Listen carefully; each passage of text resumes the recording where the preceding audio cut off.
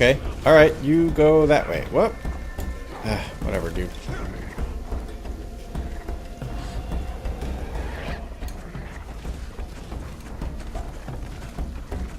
This is a Thildin.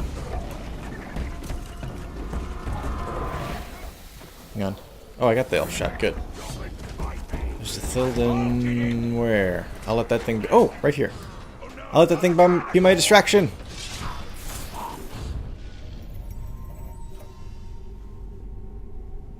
Yep. That's what that looks like. Oh, right. I got another rune, didn't I? My god, 2 runes.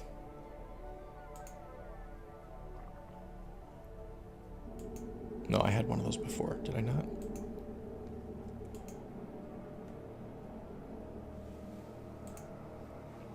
No. Ronk Tree Killer and Crackmore the Timid. I just did kill both those dudes.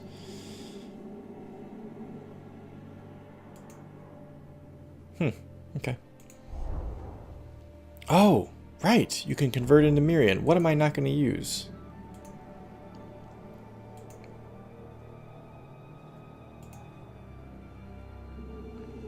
That, probably. 25. That's not very much.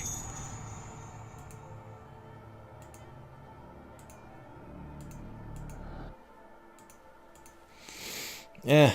Let's not do it right now.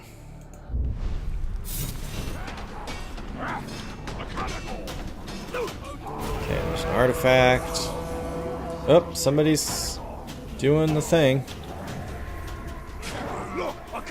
Right here. Nice.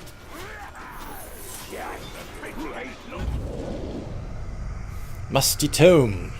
This almanac has been bound in leather and appears to be more than a century old. Just a century?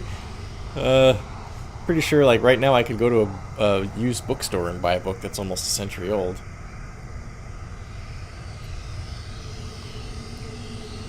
The writing within is a compilation of history, poetry, and translation from across Middle-earth.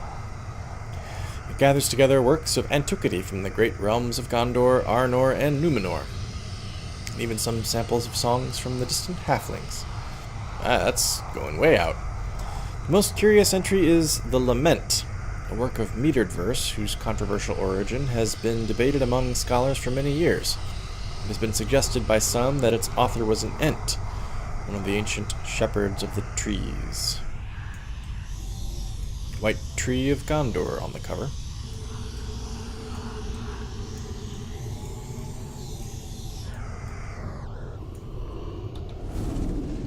Are you Athelas or Hithless? Athelas. Why can't I find anything in this almanac? Well, only one way to be sure.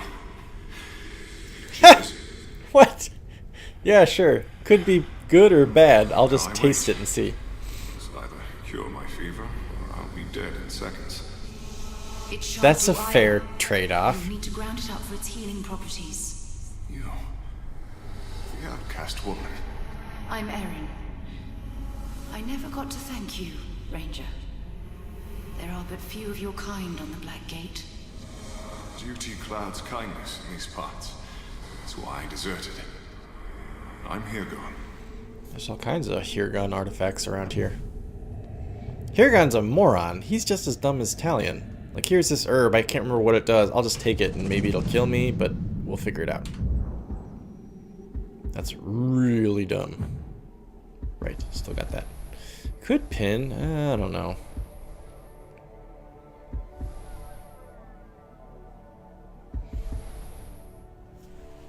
Counter Caragor attacks. Oh, I see.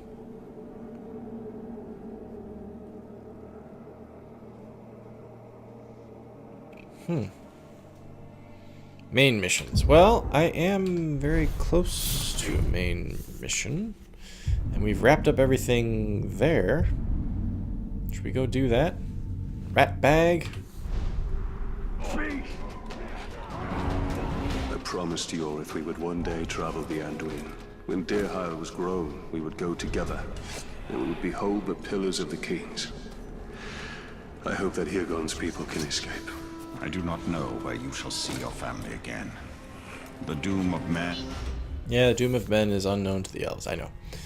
Climbing the ranks, Ratbag's hunger for power is growing, so is his usefulness to your cause. Keep him alive, and he'll bring you one step closer to the black hand of Sauron. Yes, it's about time we did this again.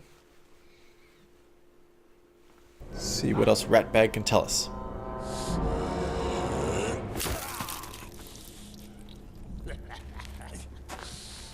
Uh-oh.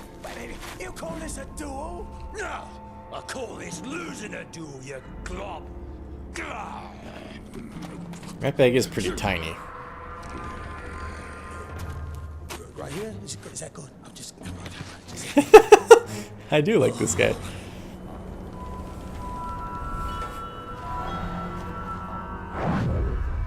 Hello. Or he'll lose his head. Awfully tempting, isn't it? Blind his many eyes, and the beast can't see you coming. Oh, yes, fair point.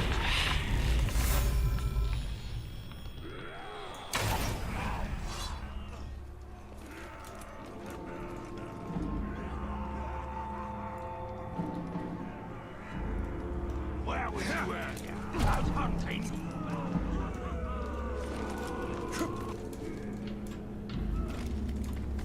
Hopefully they'll give me some time. Sounds like they will. We've got 3 minutes and 30-something seconds. Alright, where were the other dudes? The only food what's left is bread.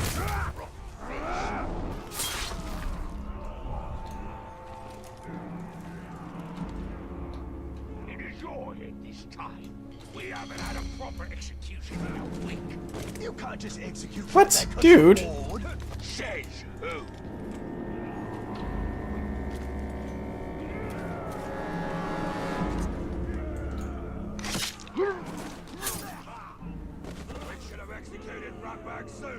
So now do I just start shooting dudes?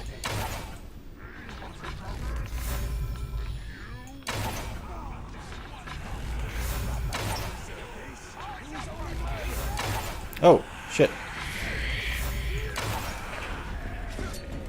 Just start killing dudes, huh?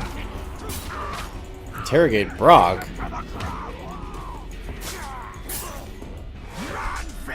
Oh, is this Brog? These scum knows better than talks like you.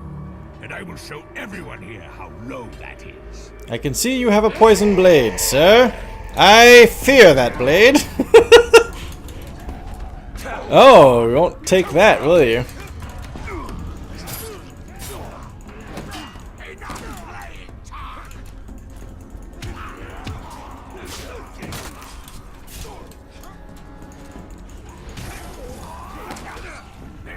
Fuck! I lost the combo.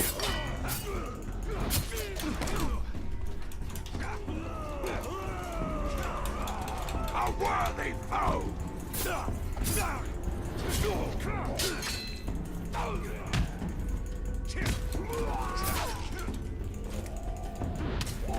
We're going to cut you apart.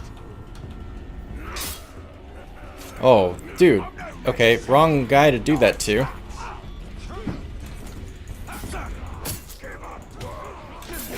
Fuck.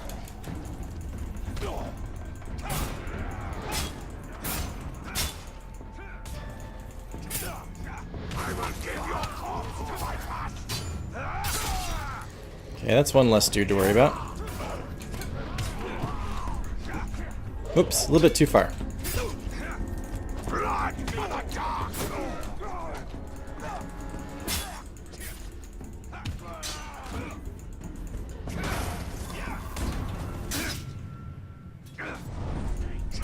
Tricks up tight. Get behind him.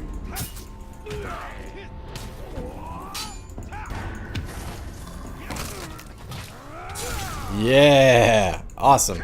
I mean, brutal, but still pretty fun. Yeah, okay. When a captain stealth gets low, you can grab him. Hold left control to grab this captain and spacebar to interrogate him. Keep the executioner alive. Our path lies. You fucking dipshit! I'm trying to move the plot along here.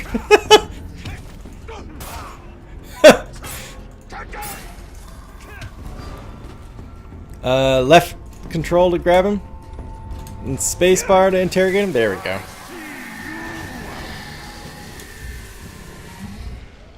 Whoa, whoa, whoa, whoa. The war chiefs are the most powerful rank in New York forces. Captains aspire to become war chiefs. Some will murder, assassinate, and backstab their way to the top. Others will try to gain favor or protection by serving war chiefs as bodyguards. This is all news to me. This indicates that Brog is the bodyguard of an unknown war chief. Use WSAD to see Brog's master. Mog the other twin. So Brog the twin and Mog the other twin? That's kind of funny. He's the war chief. Why would he be the other twin? Anyway. Power is 11. Motive is plotting revenge against an Uruk who decided to support a rival captain. In order to gain intel on war chiefs, you must interrogate a captain or worm. When you draw out a war chief, all his bodyguards will also be there to defend him. Ooh. Okay. Complete more main missions to unlock something or other. Remember, review your target's strengths and weaknesses to plan your attack.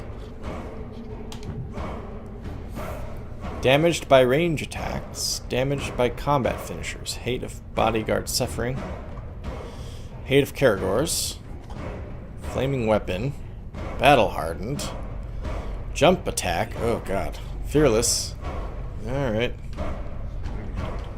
Guess I gotta press spacebar, huh? Is Brog's dead? Brog's dead, baby. That's what I call teamwork, eh? Go before I change my mind. Before I change my mind. Jesus Christ Superstar for you guys. Very well then, I just thought that we... Aww. Ratbag's feelings are hurt. Wait, Ranger! Watch this. Once the war chief hears of my victory, he'll make me his personal bodyguard. And how does this help me? Oh my god, you are dumber than a box of rocks! I'll take care of one of The fuck, man? You do the other four on your own. How does this help me? Get to training camp, right? I'll make sure the war chief is there. You're ready for him. What do you say? Me don't know. Me need to ask Wraith. Well, that's my plan. Yeah. Thank God somebody's around to tell Talion how stupid he is sometimes.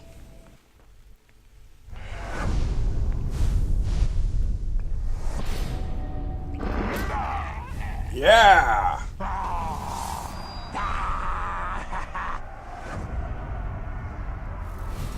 Alright. So now what? Ooh, 600 XP for that, huh? This ratbag led us up the chain of command in spite of himself. He has a gift for failure.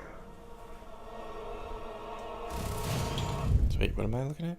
Oh, there's still that rune. Wait, why is there a rune? Oh, that's Brog's rune. Kill the war chiefs. 0 of 4 killed. 11. Hey, yeah. It's better than this. Let's see.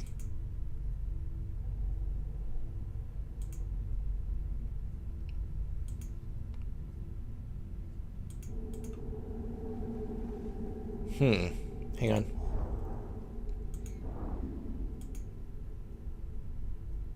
Smite level 7. No, I want to replace that one. I don't know if I know how to do this. That one. There we go. With that one. Yeah. I still don't know why we have this view, but okay. Details? Oh, that's the same thing. So, hey! That didn't unlock this?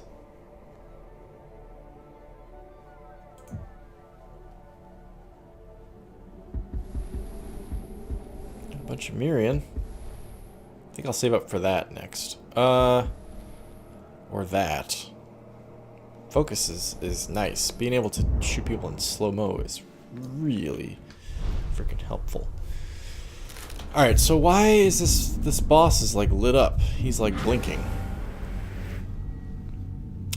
That's the next main quest mission. That's why he's lit up, huh? I think I'll wait to come back to him. I'm gonna wait to do that one. We got intel all around us. Maybe I'll grab some of that. Since the main quest mission is there, I think I might skip this area for now and go up here, I guess. Grab that artifact and then work my way into the stronghold. Oops. Nope. But first, let's try to grab this intel. It is right over.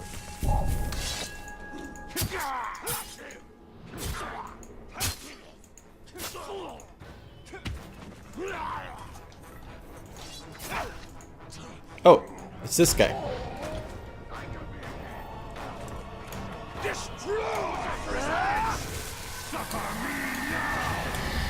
I still don't approve of torturing the orcs, honestly.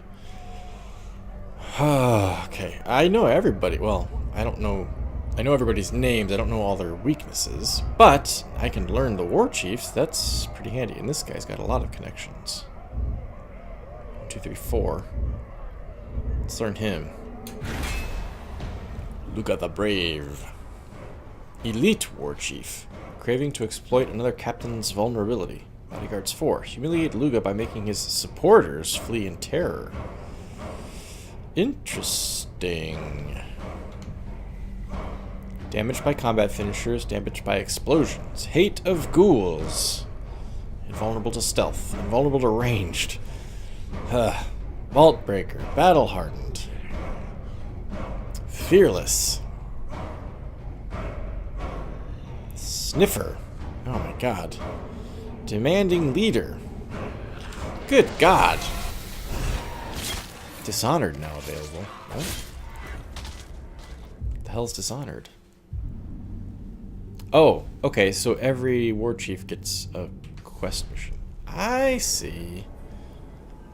I am slowly moving up the main quest line here. Okay. Let's go there. If we see that intelligence on the way, we'll grab it. If not, no worries. I won't lie, them ghouls had me for a second. Only a second. This guy.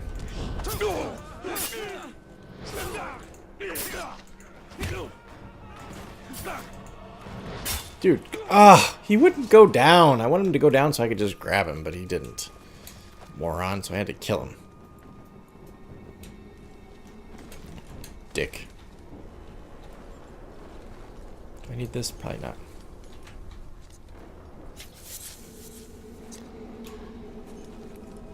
Okay, so where's the thing? Nothing but a bunch of weird old rocks. Don't get my shit. Just to get him out of the way.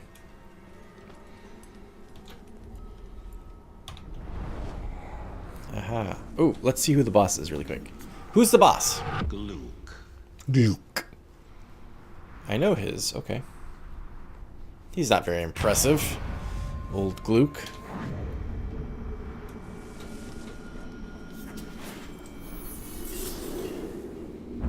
What do we got? Hoe Blade. Okay. Numenorians carried a great many things with them in their great diaspora. Now, hang on a minute. Numenorians did not have a great diaspora. Like 80% of the Numenorians died. The only ones that survived were the ones that were loyal to Elendil and his sons Isildur and Anarion. Everybody else drowned or was destroyed. It's a very, very small percentage of Numenorians that made it back to Middle-earth alive. I suppose that of those small amounts, they did bring artifacts with them and everything, like tools and clothing and books and everything. But my impression from reading the Silmarillion is it's like hundreds of people, you know, like maybe 30, 40 families or something like that. It's not like thousands. So I'd be very, like, calling it diaspora makes it sound like, oh, these millions of people were scattered to the winds. Whereas my impression from the Silmarillion is it's more like, yeah, this scraggly band of Númenóreans, they were all that was left of their culture. Everything else was destroyed. Maybe you guys who have read it have a different feel of the way that it plays out, but that's the impression I got. Anyway, diaspora to me means the people were spread out, whereas Númenor didn't really have a diaspora. It had like a, oh shit, everybody run before we all get killed. And 80% of them did get killed. Their journey was long and perilous, and not all who undertook it lived to see their new homes. They carried with them what they could, beyond their physical possessions, the tools and the trinkets. They also carried with them their shared dreams for a better life. Their land was consumed, but they would live on. Their relics are spread throughout Middle-earth.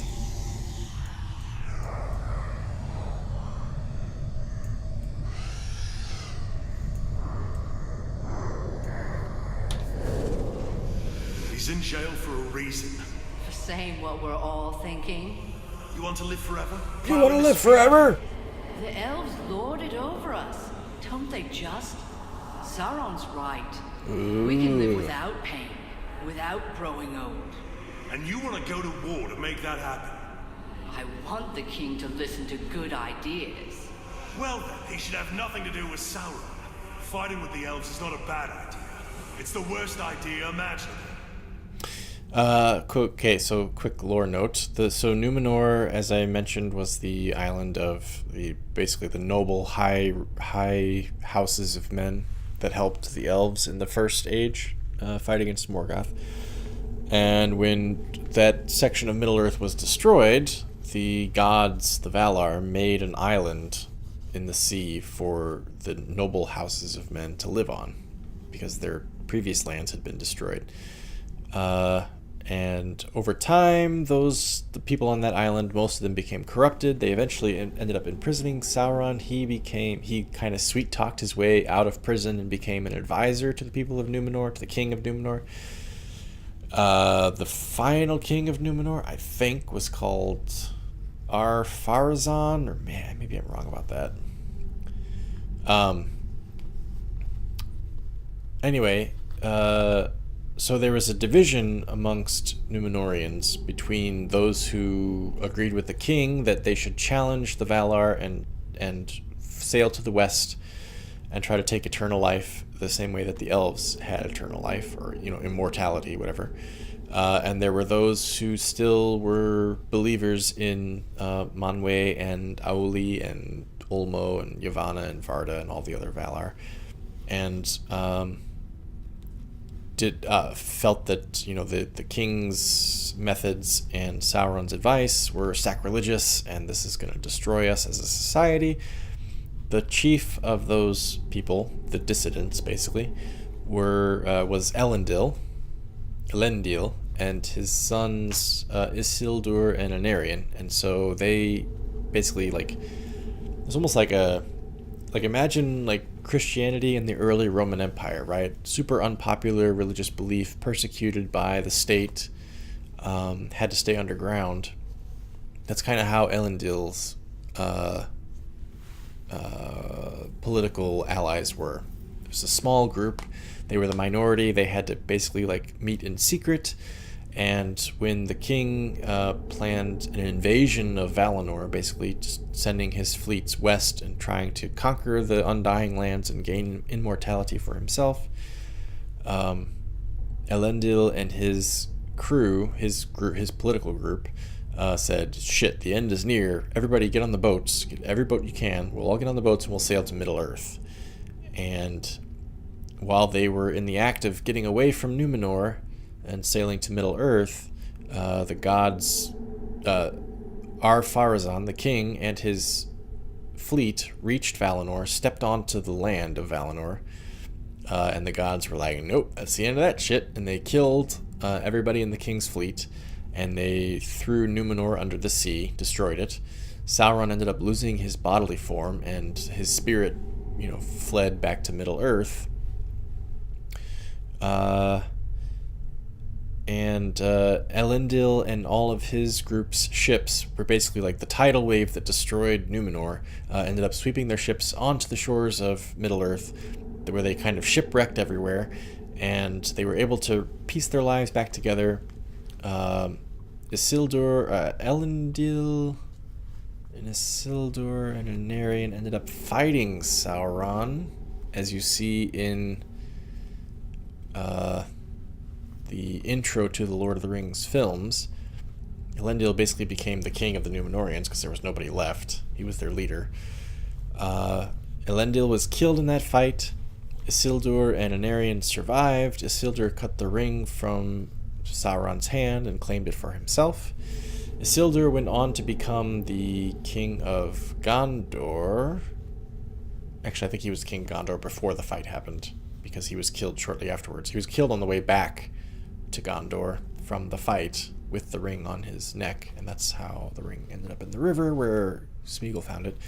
Anyway, so Isildur became the king of Gondor, I'm pretty sure, and Anarion, his brother, became the king of Arnor, which was the kingdom in the north, where the Shire and Bree and Weathertop and Rivendell and all that stuff, they were up in Arnor.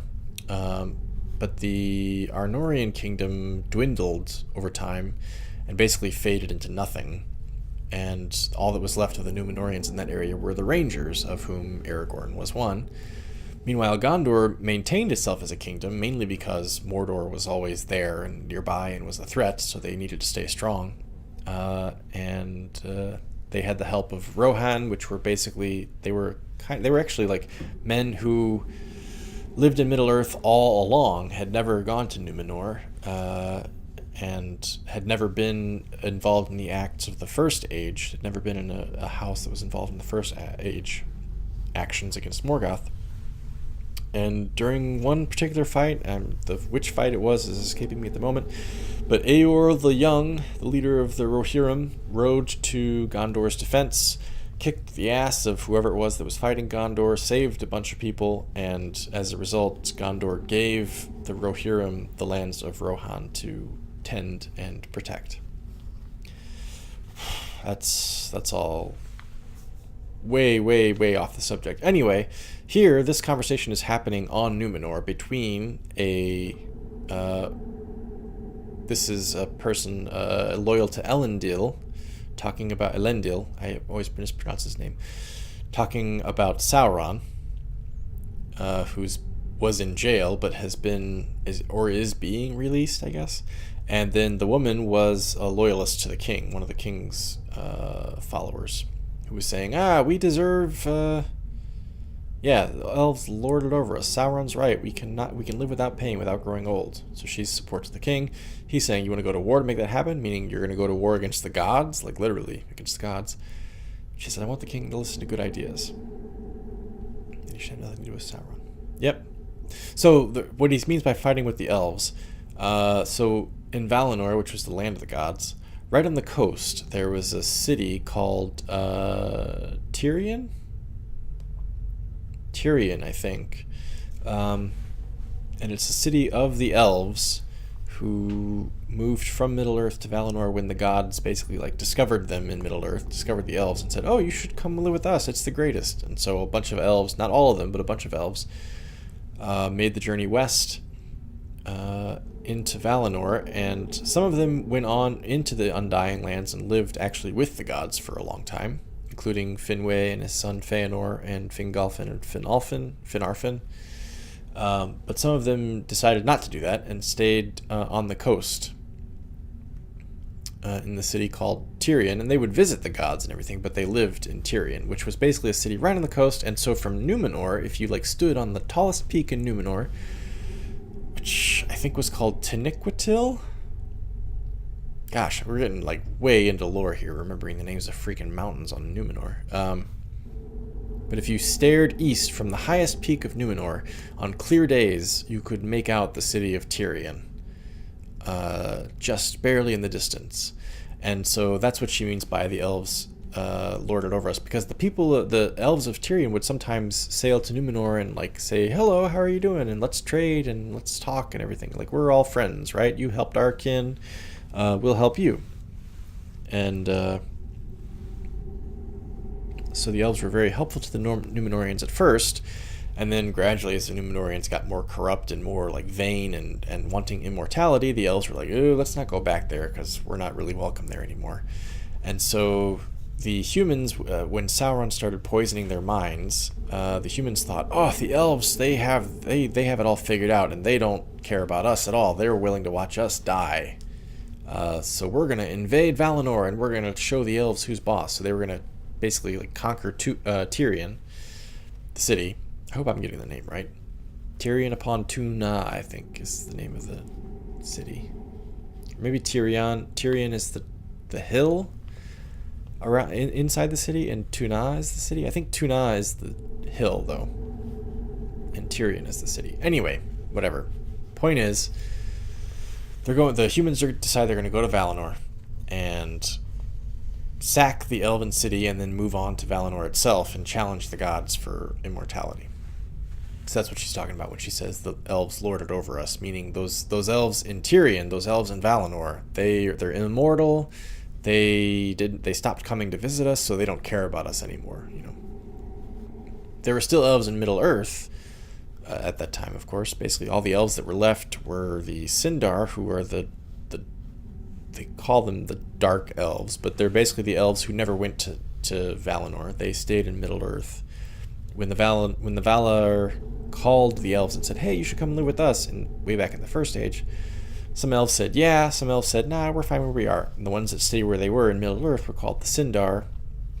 And of the Sindar, the most famous ones are probably Legolas, of course, who appears in The Lord of the Rings, his father Thranduil, who was the king of the elves in Mirkwood, and also I want to say Galadriel's husband, whose name escapes me at the moment. Celeborn, I think, is Galadriel's husband. He was also a Sindar, I believe. Galadriel was not a Sindar. She was a Noldor. She was a daughter of... I forget if it was Fingolfin or Finarfin. But Fingolfin and Finarfin were the two younger sons of Finwë, who was Feanor's father. I talked about Feanor in a previous video about how he was basically the most important elf in the First Age. He's basically the driving force behind the story of Middle-earth. His two younger brothers were Fingolfin and Finarfin. They shared the same father, Finwë, but they had different mothers, so they were half-brothers. Fingolfin and Finarfin were full brothers. Feanor was their half-brother. Feanor was the oldest, so he had the birthright and everything. He was the most powerful. Fingolfin's sons were Fingon and Turgon. Finarfin's sons... Finrod Felagund, I think, was one of them. And then he had two sons who were brothers, who were twins, maybe? Orodreth was one. And I can't remember the others. But anyway, Galadriel, I can't remember if Galadriel was Fingolfin's daughter or Finarfin's daughter. Anyway, she was one of their daughters. She was a granddaughter of Finwë. She was, Feanor was her uncle. So she was one of the Noldor who came back to Middle-earth in the First Age after Morgoth captured the Silmarils and the elves chased him from Valinor back to Middle-earth. So she ended up meeting Celeborn there, marrying him, and then after the destruction of the First Age, she and Celeborn moved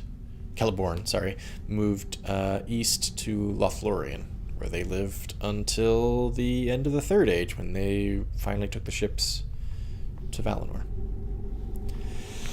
I could go on about this crap for hours, you guys. I will not do so anymore, but I hope you guys are enjoying the Let's Play so far. If the lore is too cumbersome and boring, then let me know and I'll lay off it a little bit. And also, incidentally, if any of you out there are bigger lore nerds than me and know that I'm incorrect about something and would like to correct me, please feel free to go ahead. There are plenty of things I know about Lord of the Rings, but sometimes the names tend to blend together, and I kind of forget some of the lineages and stuff like that. But anyway, that's where I'm gonna. Am I gonna end it here? Yeah, I'm gonna end it here. No blood of Numenor is in my veins. I am a Northman, an exile. Halis never let me forget that, and Yorith never cared. To the Eldar, all men are the followers. Fleeting visitors who soon pass beyond the circles of the world. All men are the followers. So that's actually a reference to the Silmarillion, in which the elves were the first living sentient beings to exist in Middle-earth. And they were called the Firstborn. The Valar called them the Firstborn. And then men showed up later on, and the elves called them the Followers. So that's what he means by that. I'm surprised to hear that Talion doesn't have any Numenorian blood in him. Oh! Nice! Good work, Caragor. I'm surprised to hear that Talion doesn't have any Numenorian blood in him because he's a ranger. And my knowledge was that the rangers were all not from Gondor. Oh no, I guess Faramir was a ranger of Gondor, wasn't he? Anyway, the only other rangers I've ever heard of... I'm going to this tower really quick. All were Numenorian descent. Aragorn and his compatriots. Anyway, apparently being a Numenorian was not enough. Sorry. Being a Numenorian was not a requirement of being a ranger, at least according to Talion. Also, how can he be Gondorian if he's not Numenorian? Northmen. I don't know what he's referring to when he means Northmen. That would make me think Arnor. Maybe he means, like, Northmen as in, like, the people who populated, like, the city of Dale or something? Near the Lonely Mountain? I don't know. Anyway, maybe we'll learn more as we go along. And again, I could get sucked into the lore and never stop talking about it. Okay, that's it for this time, everybody. Thanks again for watching. Until next time, take care, and I will see you around.